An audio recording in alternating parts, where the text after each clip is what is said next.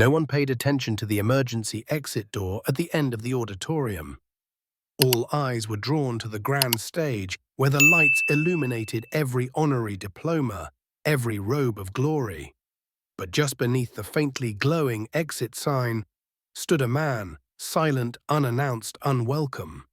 He wore a faded Marine Corps dress coat, its lapels slightly wrinkled, the brass buttons dulled and tarnished, old boots, frayed jeans at the knees. He stood upright, hands folded behind his back, eyes fixed on the stage as if guarding something more sacred than any ritual before him. His name was Jeremiah Brooks, 62 years old, a former master sergeant who once led a squad during the most brutal years of the war in Afghanistan. But here, amidst the graduation atmosphere, filled with camera clicks, laughter, and gentle violin music, he was just a father standing in the back with no name tag. No invitation, just a small card folded in four with slanted blue handwriting, "Dad, I want you in the front row." He held it with both hands as though holding his very reason for being there.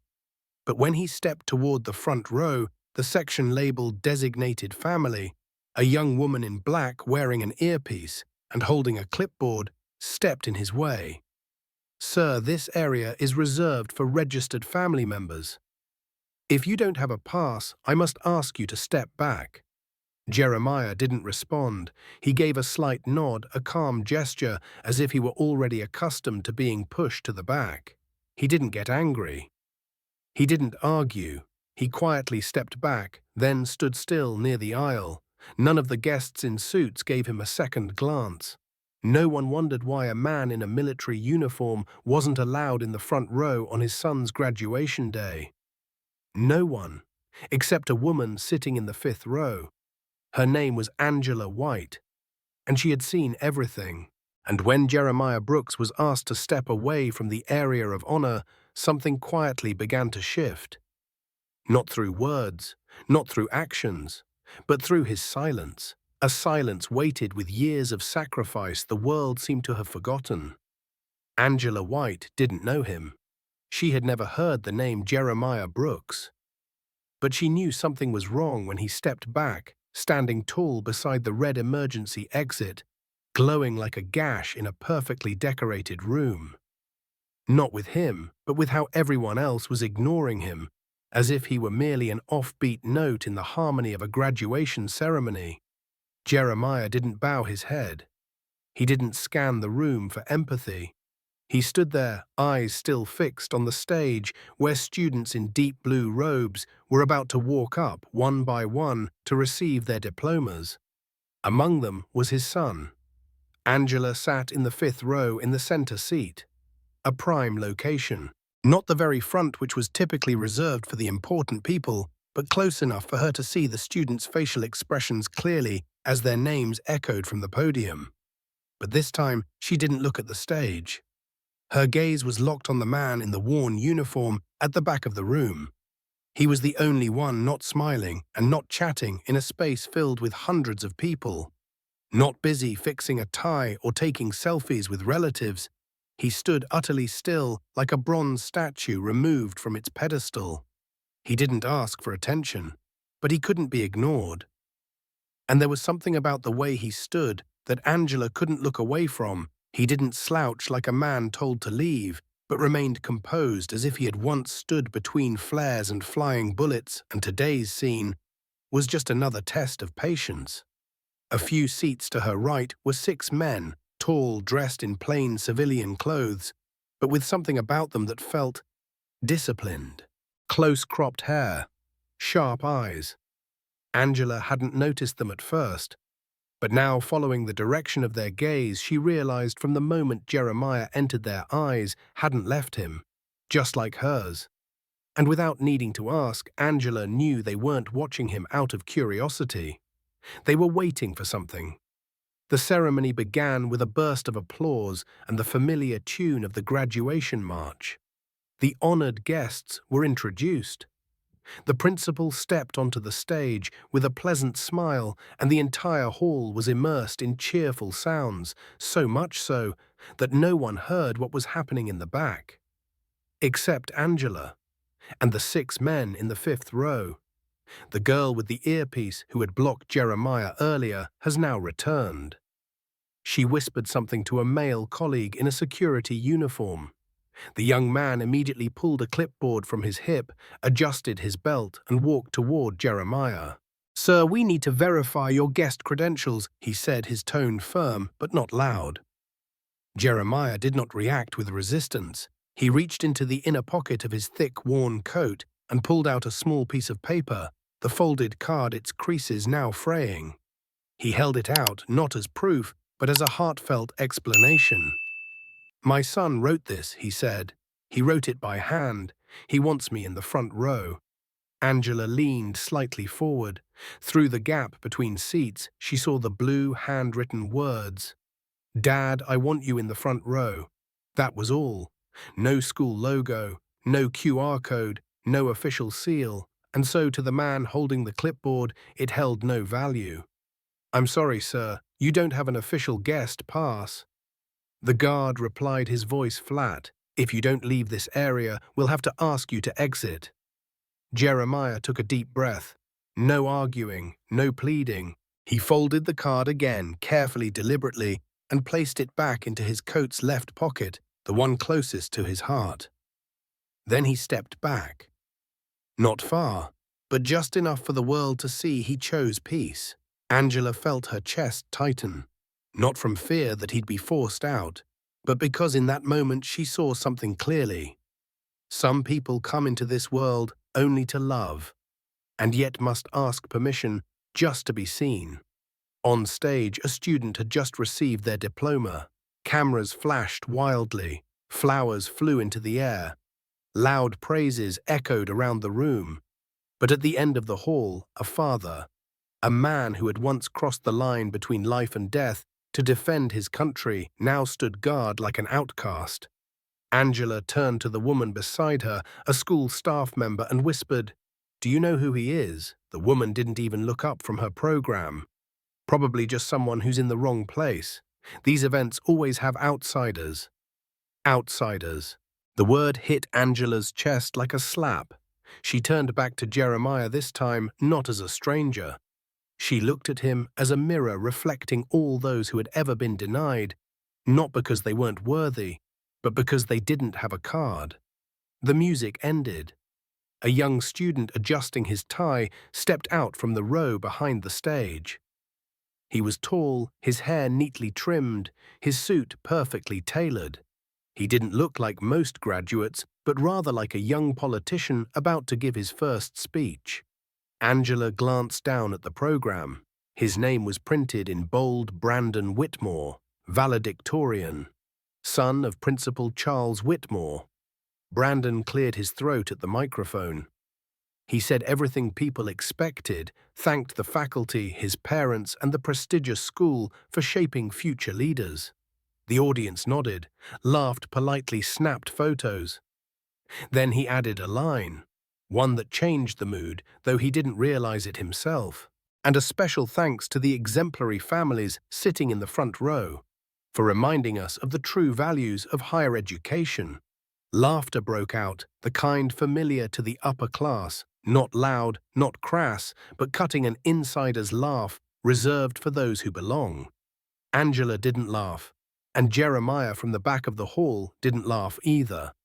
But the 6 men in the 5th row stopped breathing. The man seated closest to the aisle, with tall, sun-darkened skin, wearing a simple baseball cap, leaned slightly toward the one next to him and whispered, "He said that about him." Eyes met, exchanged quickly, not with anger, not with panic, just quiet confirmation. It was as if they were already used to situations like this, where a seemingly harmless line was the most brutal form of rejection for someone who had given everything. Angela turned. The crowd was still clapping. Some even laughed again when Brandon mimicked the voice of one of the professors. But she couldn't take her eyes off Jeremiah, still standing, still motionless, still carved like stone. But now his eyes were no longer fixed only on the stage. They were looking at the truth. Not the spotlight, but the cold cruelty of those who believed they had the right to decide who deserved to be seen and who didn't. And in that moment, Angela knew with certainty someone had made a mistake. A big one, and they were going to face it sooner than they thought. After Brandon's remark, the atmosphere in the auditorium seemed even more lively, at least for those who still believed they stood on the right side of propriety. Cameras kept flashing. Brief bursts of laughter echoed again. People continued pouring champagne from tiny trays and discussing internships at big-name firms. But at the back, directly beneath the glowing exit sign, Jeremiah stood in place. Only now, things were no longer calm. The two security guards returned. This time, it was no longer a polite reminder. One of them headed straight for him, eyes steely clipboard, tightly tucked under his arm. "Sir, we've asked you to leave this area. This is your final warning." Jeremiah turned not quickly or clumsily, just as if he were adjusting his position. He faced the young man speaking to him, and his voice, deep, slow, and clear, rang out. "I'm not causing trouble. I'm not interrupting anything. I want to see my son graduate. He invited me, and I'm not leaving until he walks across that stage." No raised voice, no anger. But something in the way he said it unsettled the guard. The man's hand hesitated as he reached out toward Jeremiah's arm. Angela saw everything from the fifth row. She saw when the guard reached to place his hand on Jeremiah's elbow, not to push, but to guide him out. But that hand should never have been laid on the shoulder of a man like Jeremiah Brooks, because in that exact moment, Jeremiah reached into his left chest pocket and pulled out the folded card for the second time. He unfolded it, not to show the guard, but held it in front of him like a father holding his child's promise. A promise too simple for others to understand, but too sacred to be denied. Angela could see the blue ink smudged at the fold. "Dad, I want you in the front row. No logo, no seal, no official value in the system, no guest pass, no seat," the event coordinator nearby said coldly, not even glancing at the paper. Jeremiah slowly nodded. Then he exhaled a long, tired and heavy breath, and then, as if he had long grown used to this kind of rejection, he folded the card again, this time more slowly, more carefully, as if it were the last shred of honor remaining in that room. Angela saw his hand tremble slightly as he slipped it back into his pocket. And for the first time since he entered the auditorium, she felt a sting behind her eyes.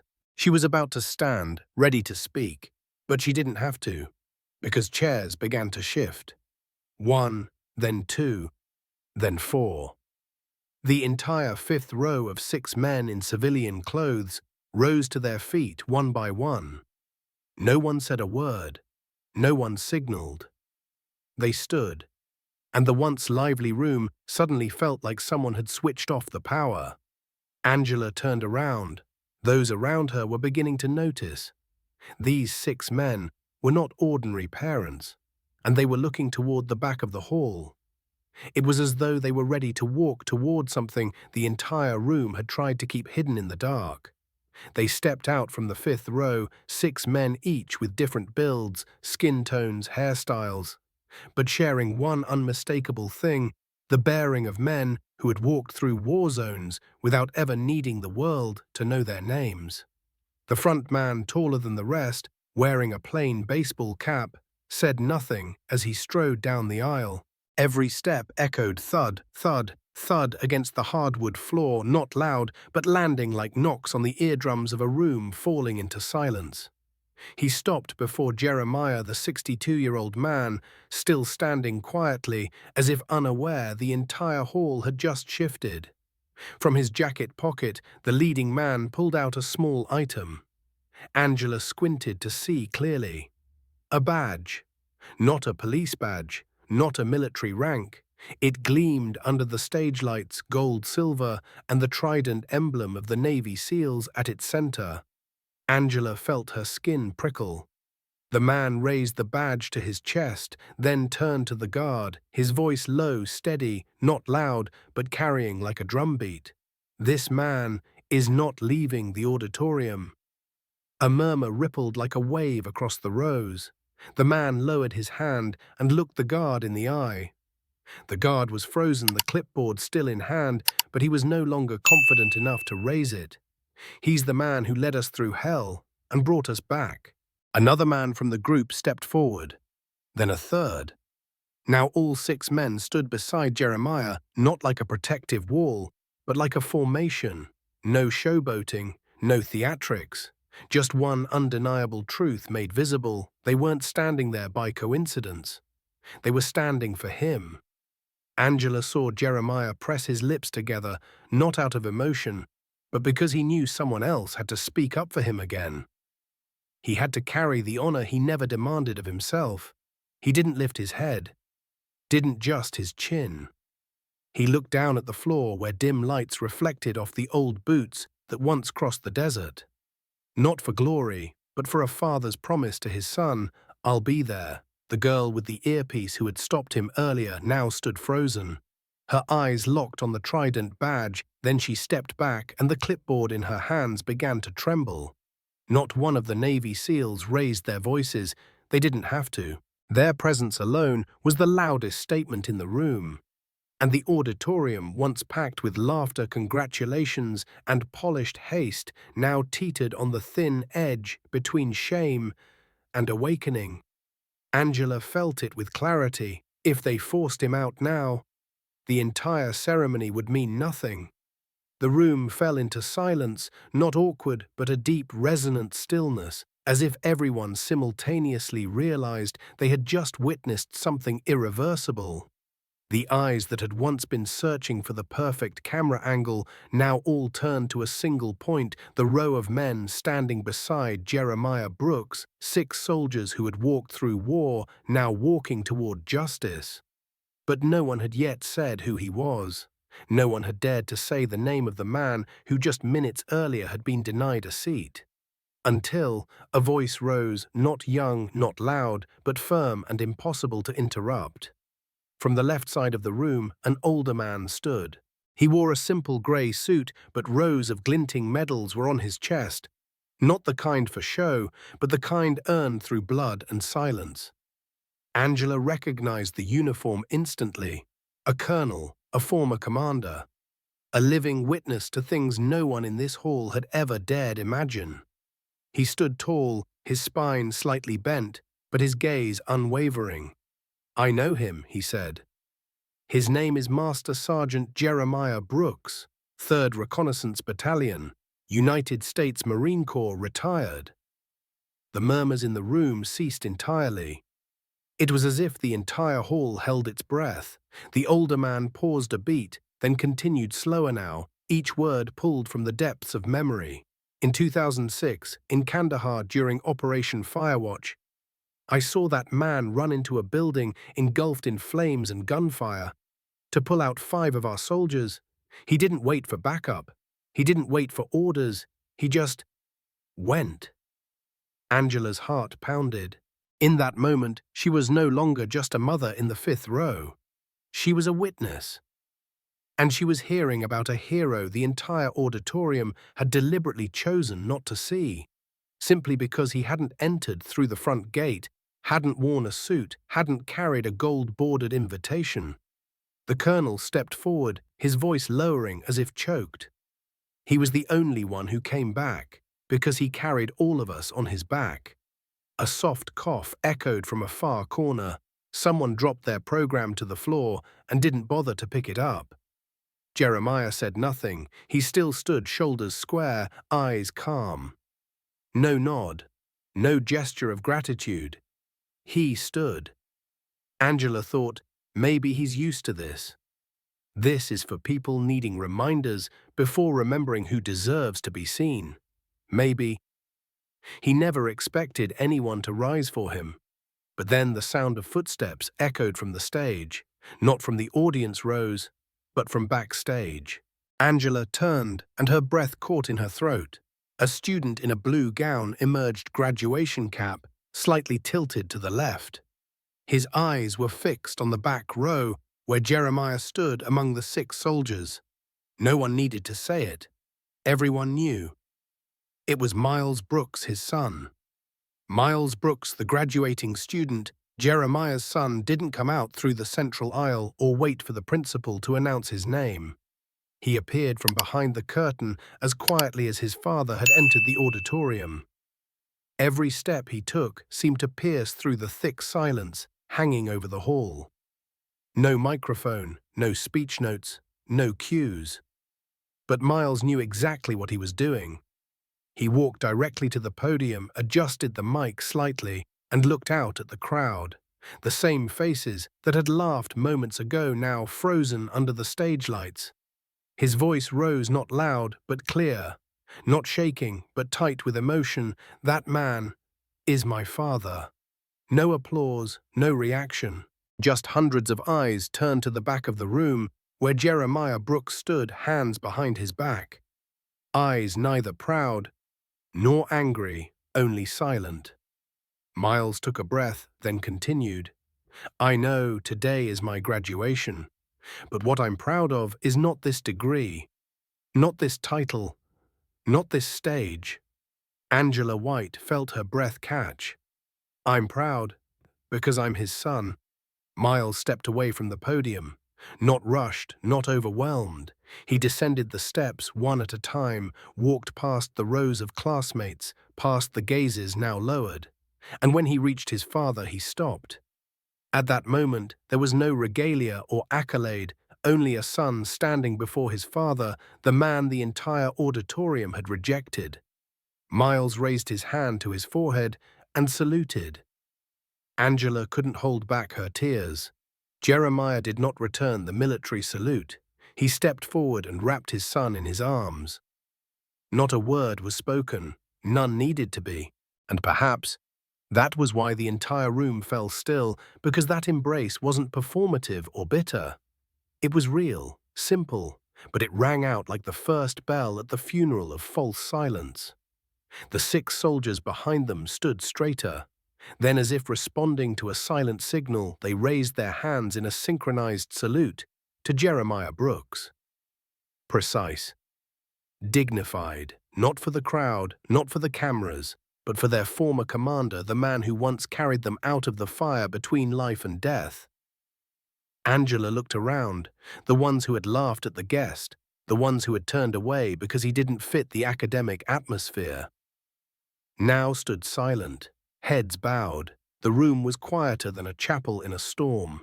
And at the center of it all, not the stage, not the podium, but a father who once stood alone, by the emergency exit. Miles remained by his father's side. He didn't turn to look at the auditorium. He didn't need to. The room was silent, as if they had just witnessed something sacred. Jeremiah Brooks, still silent as he had been since the beginning of the ceremony, gently placed his hand on his son's shoulder. No one heard what he said, perhaps only Miles did, but the boy's eyes lit up full of pride. And then father and son walked forward together. No one led the way. No one motioned for them to come. But no one dared stand in their path. Angela stood up without hesitation. She stepped aside, giving way the moment the 2 men approached. The woman beside her, who had once said he was just someone who got lost, rose. Not a word, but her eyes lowered as if apologizing silently. Then the person next to her stood, then the next. And then, like a tide in reverse, the entire row quietly parted, clearing a narrow aisle. For a man who had once been denied the ability to walk into the very space he should have belonged from the start. Not because of power, not because of a guest list, but because he had stood long enough for the entire auditorium to wake up. Jeremiah didn't raise his head, didn't lift his chin, didn't bask in glory. He walked, one steady step at a time, as if crossing a minefield, cautious, composed, and now unstoppable. When they reached the front row, the same row where he had first been turned away, the girl with the earpiece stood there frozen. The clipboard was still in her hands, but now her hands were shaking. Jeremiah didn't look at her. He didn't need to, and it was that silence that made her step back, her eyes falling, as if the clipboard itself now weighed more than ever, and he walked into the section designated for family. This time not designated by a printed name, but by respect. He sat down, not in the first row, but in the second on the left beside his son, a seat far from the grand. But now the entire auditorium was looking there. Behind them, the 6 soldiers remained standing. They didn't return to their seats. They didn't need to. They hadn't come to attend a graduation. They had come to defend something that many had forgotten, that some men had once kept this country safe in silence. And no one ever knew their names. The ceremony resumed, but the sound, the voices, the lights no longer felt the same. When the principal returned to the podium, he hesitated. He looked toward Jeremiah, then cleared his throat. Today, he said, his voice softer than before, "We are joined by guests, whom we failed to recognize soon enough." His words didn't spark loud applause, but they made some people lower their heads, and others turn their gaze toward the man in the worn military coat. No longer someone asked to leave, but the very reason the ceremony had found its meaning again. Jeremiah quietly pulled the card from his pocket, unfolded it once more, and looked at the blue handwriting. "Dad, I want you in the front row." Then he folded it as carefully as he had the first time, and placed it gently over his chest.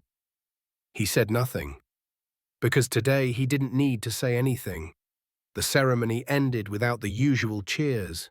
No caps were thrown in the air, no group selfies, only slow footsteps, eyes cast downward, and an atmosphere both sacred and ashamed, as if the whole auditorium had just awakened from a beautiful dream in which they had done something wrong. Jeremiah Brooks did not leave right away. He sat there beside Miles, his son, the young man who had dared to stand in the middle of his graduation ceremony and point toward the back of the room and say, "I am proud not because of my degree, but because of that man." Angela White still sat in the 5th row quietly observing. And she wasn't the only one, because something had begun to spread throughout the hall. A young female graduate, her cheeks still streaked with smudged mascara, strolled toward the row where Jeremiah was seated. She said nothing. She placed her hand gently on his shoulder and nodded, then moved on. Next came a white male student with blonde hair. He shook Jeremiah's hand. Not a word, but the grip was so firm Angela could feel her heartbeat. Then the third, then the fourth. A line began to form. No one instructed it, no one organized it. But one by one, each student, each young person, in their blue graduation gowns with diplomas still in hand, came to Jeremiah as if they had all just realized the one most deserving of congratulations today, never stepped onto the stage. A young woman bowed, then whispered with trembling breath, "Thank you for bringing them back." Jeremiah nodded, just nodded, not a single word left his lips, and then, as if fate itself had chosen the moment, the youngest among the Navy SEALs stepped forward. Silently, he pulled a small item from his jacket pocket, placed it in Jeremiah's hand, a metal coin, heavy and cold. Angela squinted.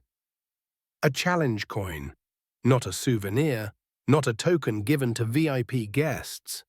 This was something only those who had truly fought ever received. Jeremiah looked at the coin's face. On one side was the unit insignia. On the other hand, 5 engraved words. The quiet ones lead the loudest wars. He closed his hand gently around the coin. No tears fell. But Angela swore, his shoulders lowered slightly, lighter, as if the invisible weight on his chest, the weight of being forgotten, had just been shared, if only a little. When the hall had mostly emptied, Jeremiah stood, not hurried. He turned to Miles. They held hands, one hand clasping his father's, one hand holding the diploma. No one stopped them, no one said a word, only silence. But this time, it was the silence of gratitude, of awakening. Angela watched them as father and son left the hall. The 6 soldiers remained behind, still standing, like an honor guard that didn't need orders. As they neared the door, Jeremiah paused. He didn't turn back. But Angela knew. He didn't need recognition anymore. He had something more important. A son who dared to stand, a band of brothers who never forgot. And a room. It had finally learned how to bow its head at the right moment. And Angela, though she said nothing aloud, felt it more clearly than any spoken words. He didn't come here to claim a seat, but when he left, the entire room stood for him, not because he asked, but because they owed him that much.